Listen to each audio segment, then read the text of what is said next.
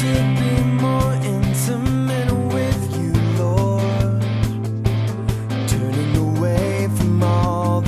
pastor of this church was very kind and gentle and kind of took over my life. And he said, "Frank, you are a homosexual."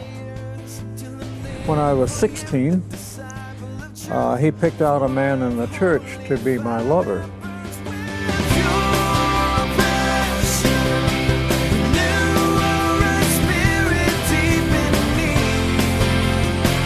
So I was on the bridge one day, and I heard these words come in my mind.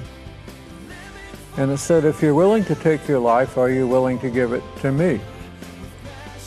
And I thought, what is that? Where did that come from? Welcome to Pure Passion. My name is Jonathan Daugherty, and I'm your host for today's program. You know, it's always great fun to have a legend on the show. And today, we've got a good one. Often called the father of ex-gay ministry, Frank Worthen was there at the very beginning in 1973, when believers first began gathering to seek God for healing from their homosexual confusion. Frank had been a successful businessman in San Francisco and had lived in the homosexual lifestyle for a considerable period of time, when the Lord began speaking to him about leaving his life of sin. Not just his homosexual lifestyle, but all of his sinful lifestyles.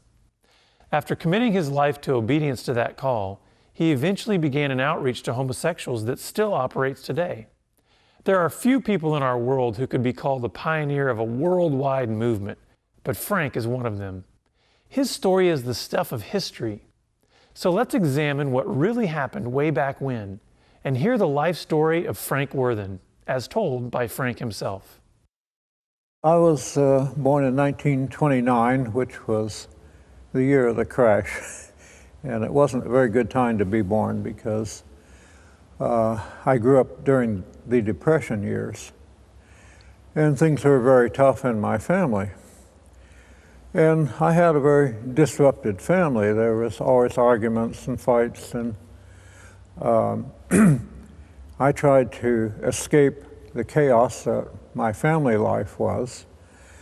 And so basically I made my own place in the attic of our big Victorian house. And I kind of stayed by myself. But it also affected me socially. I wasn't able to relate very well with my peer group, with other guys. And when I went to school, I was picked on. And my teacher in the first grade said that I was different from the other kids and guys, and I knew that was true, that I just didn't fit in. And I never did fit in school. It was always really a difficult thing to go to school. I didn't want to go to school. It was a very bad experience for me growing up. Well, when I was 13, a Christian group came to town. It was called Sermons from Science, and the Moody Bible Institute put it on. And Erwin Moon was there with his Sermons from Science. And my uncle and I went to see this because he liked all kinds of scientific things. And it was fascinating, but that was the first time I ever heard the gospel message. I didn't know what a Christian was or who Jesus was or anything. But that night, I really met the Lord. And even though I didn't go forward that night, I felt something had happened in my heart. And so somehow I established a relationship with Christ when I was 13. Well, I told my piano teacher about this experience, and she was a very charismatic Christian way back in the 40s. And she explained everything to me about what a Christian was and all of this. And she was organist at a church. And I'd been studying piano for about 2 or 3 years by that time. And so I took an interest in the organ, and I started taking organ lessons at this church. Well, right about that time, my father died. And the pastor of this church was very kind and gentle and kind of took over my life. And I didn't know it at the time, but he was gay. He was married with 3 kids, but he was gay. And when I was, I guess maybe somewhere around 14 or 15, he asked me to come to his office one day. And he said, "Frank, you are a homosexual." And I had no idea what that word meant. I had never heard that word. I didn't know what it meant. So I said, "Pastor, I don't know what that means." And he said, "Well, it means that you love other men." And I thought, well, I don't know, I was attracted to all of the good-looking, athletic men in school, but I had never, thought about sex with them or anything like that. And my whole point was I did not want to be different. And my school teacher had told me I was different. My pastor's telling me that here I am, a special breed of person. But he told me that this was a very wonderful thing, that God had made me gay. And he continued on about Jesus and John having a relationship, and David and Jonathan and Ruth and Naomi, and that this was a special blessing from God to be homosexual. Well, my whole interest in life was to become normal and to relate and to be able to have a normal life. And it just wasn't good news to me. And I thought, well, he might be right now, because I have been attracted to men. And I was not attracted to girls at all at this point. But my hope was that it was a phase, and that sooner or later that, I would mature and be normal like everyone else. So it wasn't good news, and I wasn't at first going to accept what he told me. But as time went on, I had this sinking feeling that he was right, because I was attracted more and more to the guys at school. And I got pretty depressed about this whole idea. When I was 16, he picked out a man in the church to be my lover. And I rejected this. The man was 38, I was 16, and to me, he looked like a fat old man. He didn't look like, somebody I would be interested in. So my pastor picked out a lover for me. And he told me that this gentleman had a lot of money, that he had a lovely home, I could go live with him, he would put me through college, and he would see that I was successful in business and life, and that I would have a very comfortable, wonderful life with this man. Well, about this time, I lived with my mother, and I had to take care of my mother. And the pastor had given me a job at the church as janitor, and that kept us going financially. So I knew I could not walk away from my mother at 16, and I also knew that she would, though something was up, that she was not going to go for this, that suddenly I leave her and I go live with a 38-year-old man. I told my pastor, you know, this will not work. I cannot do this. My mother will never allow it, and it will cause a lot of problems. But he was really adamant, and he said, you know, if you don't do this, you know, our relationship is over.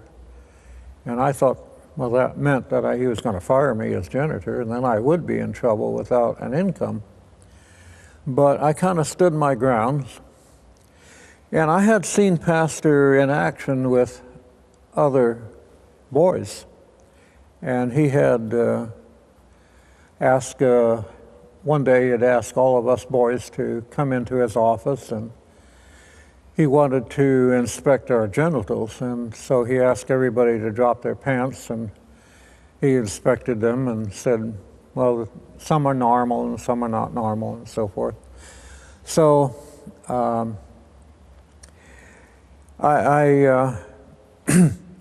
you know, I had a real problem with him, but my hope was that he was wrong, that I would grow out of it, that I would find some young lady and get married and put all this in the past.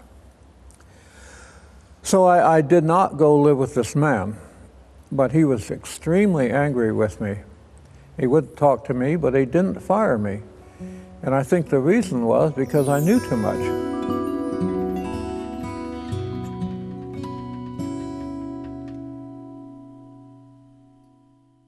About 18, I graduated from high school.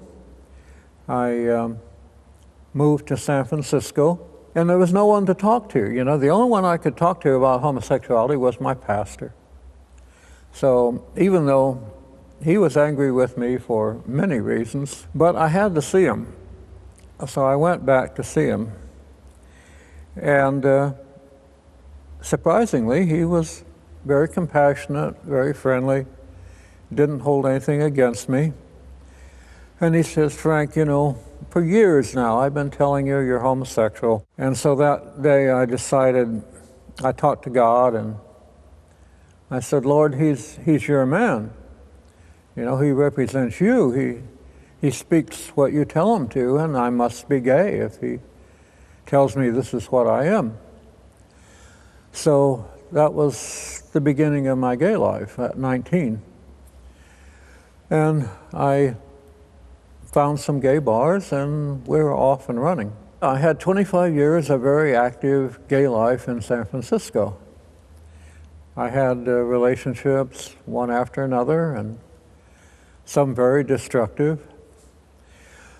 And I reached the age of 43, and the gay life had not worked for me. I had wanted a long-term relationship that would last, you know, for a lifetime. All I got was short-term people walking out on me, sometimes walking out on me with my wallet, and it just didn't work. It wasn't the beautiful, wonderful life the special life that God had given me at all, that the pastor had told me. So I was very successful, however. I was a businessman. I had several stores, and I had no money problems at all. Things were good. I had summer home and nice cars and various things. But none of these, you know, material things mattered to me. I was lonely and very, very depressed. And I was thinking about taking my life. I had stores in Marin County, stores in San Francisco, in Carmel, and I had to travel a lot. And so I was on the Golden Gate Bridge sometimes 2 or 3 times a day. And I thought, you know, one of these days I'm just going to stop mid-span and jump, because I've got everything I want materially, and it doesn't mean a thing to me. I don't have a relationship. So I was on the bridge one day, and I heard these words come in my mind.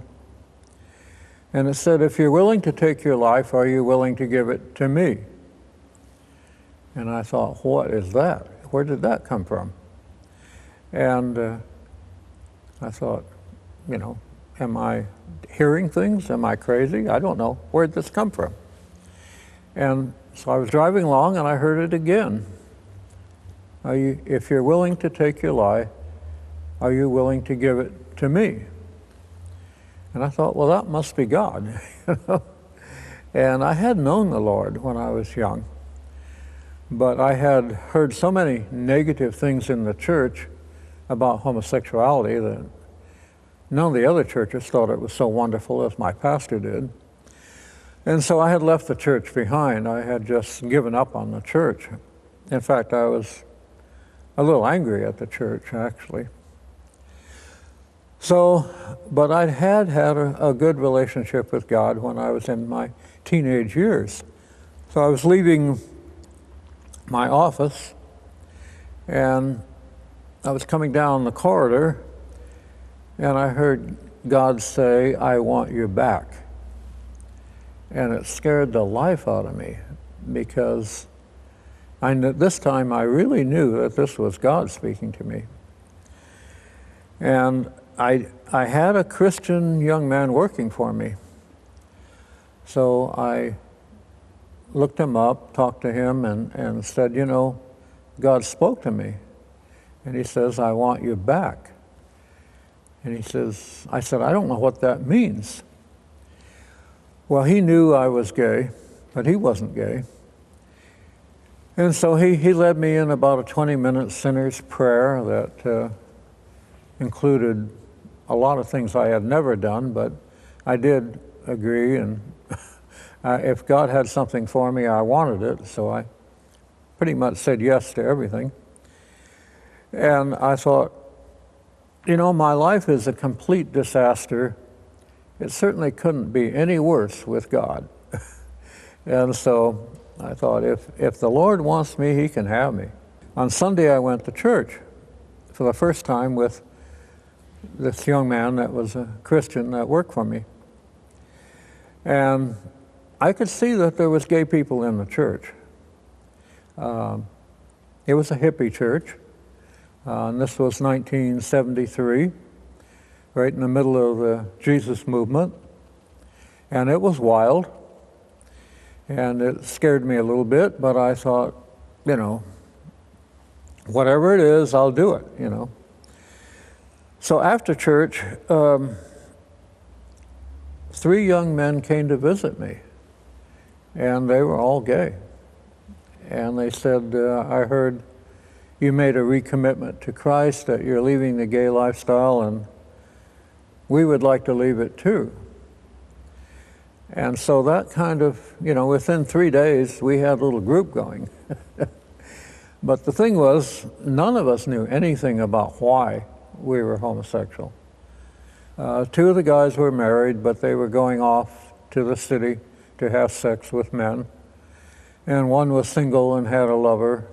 And so we decided that we would try to find out the cause of homosexuality, and together we would find the way out.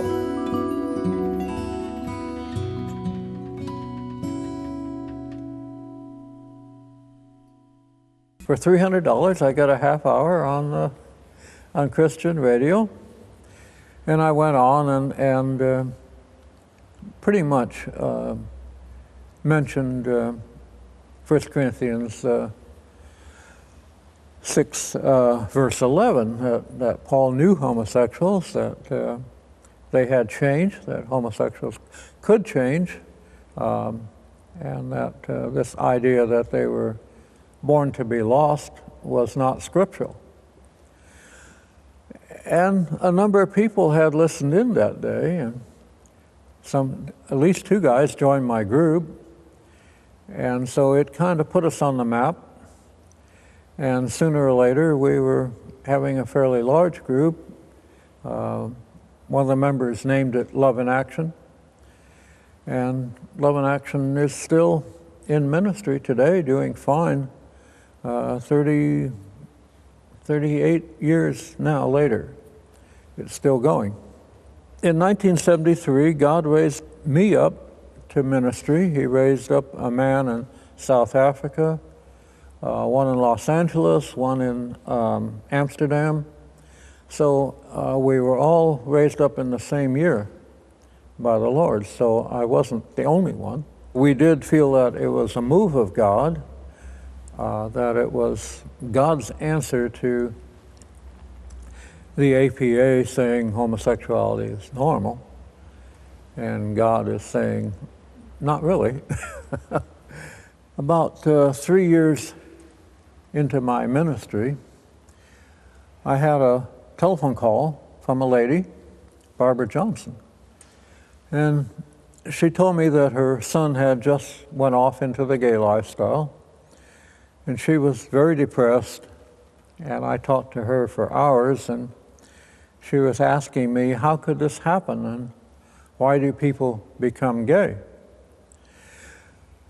Well, in our conversation, Barbara mentioned that she had gone to her local ex-gay ministry and that they didn't help parents, they only helped people who were struggling with homosexuality, so they couldn't help her.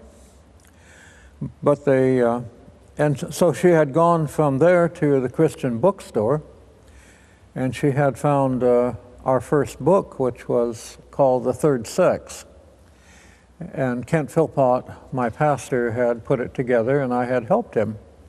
And I had always felt that homosexuality was what we call father replacement search, that it was caused by a lack of affirmation from a significant male in your life in early age.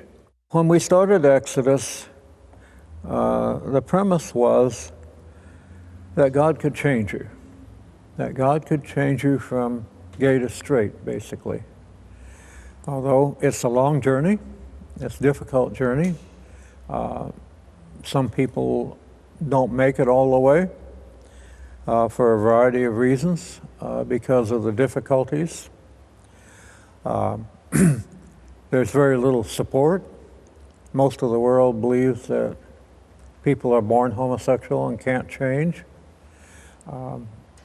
But we don't believe that at Exodus. We believe that there are reasons why people became homosexual, that they weren't born that way, but there were circumstances in life that directed them towards homosexuality.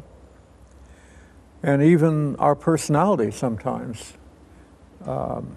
People will take advantage of that if we're shy or fearful or whatever, melancholy, whatever, that sometimes we get pushed into homosexuality. So we did not believe that homosexuality was inborn. We believe that there was conditions that created homosexuality, and that conditions could get us out of homosexuality. If we could find the answers to why we became homosexual, we'd also find the answers of how to get out of homosexuality. So Exodus was created with the idea that change is possible. And it wasn't a quick fix. It wasn't, as they say, pray the gay away. It was a long journey. God's intention was that we don't have to go it alone, that we are to be part of a fellowship, and that we're to be knit together, helping each other. And so the church is the answer. I know a lot of gay people have very negative feelings towards the church because of the rejection that they have received, and that many are very hostile towards the church. But that's where your healing will come from. Did you know that studies by gay researchers have shown that homosexuals in committed relationships report having sex with 3 to 5 additional people every year outside of that relationship? Stats also show that very few committed gay relationships last even 5 years. In fact, infidelity is so rampant in such relationships that gay leaders are scrambling to normalize the promiscuity by calling it a good thing. Why is there no peace and stability in gay sex? Because the thing that people with same-sex attraction are looking for cannot be found in homosexual relationships. It can only be found in an obedient relationship with Jesus Christ. He came to set the captive free, to heal the wounds of the brokenhearted, and to give everlasting life to anyone who would follow Him as Lord. So do what Frank did, and what countless others have done around the world ever since. Hand your sexuality and every other part of your life over to Jesus Christ. You will be amazed at what He will do. And come visit us again next week here on Pure Passion.